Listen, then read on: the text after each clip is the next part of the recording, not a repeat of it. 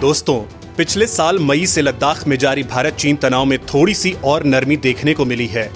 अभी जो खबर भारत और चीन सीमा से आ रही है वो बता रही है कि 12वें राउंड की बातचीत में चीन की अकड़ टूट चुकी है। अब दोनों देशों के सैनिक पूर्वी लद्दाख के गोगरा में पीछे हट गए हैं।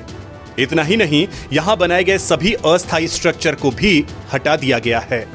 सेना की ओर से पूर्वी लद्दाख में सैनिकों को पीछे हटाए जाने के विषय पर कहा गया है कि भारतीय और चीनी पक्ष ने गोगरा में अग्रिम मोर्चे पर सैनिकों की तैनातियों को चरणबद्ध, समन्वित और सत्यापित तरीके से रोका है। इसके साथ ही दोनों पक्षों द्वारा निर्मित सभी अस्थायी ढांचों को नष्ट कर दिया गया है और परस्पर तरीके से इसे सत्यापित किया गया है। सेना की ओर से जारी बयान में कहा गया है, जैसे कि इस सप्ताह की शुरुआत में बताया गया था, भारत और चीन के कोर कमांडरों के बीच 12वें राउंड की बैठक 31 जुलाई को पूर्वी लद्दाख के चुशुल मोल्डो मीटिंग पॉइंट पर हुई थी।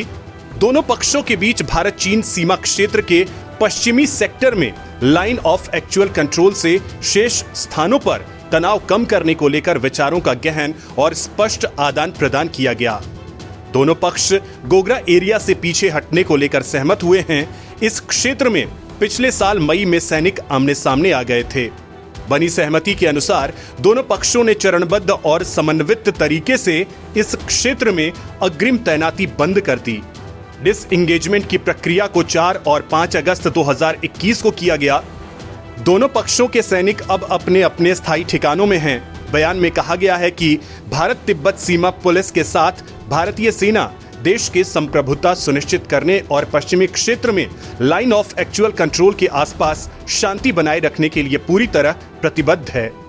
आपको बता दें कि ताजा दौर की यह बातचीत भारत के विदेश मंत्री एस जयशंकर और उनके चीनी समकक्ष वांग यी के बीच शंघाई कोऑपरेशन ऑर्गेनाइजेशन सम्मेलन के इतर 14 जुलाई को हुई मुलाकात के बाद हुई है।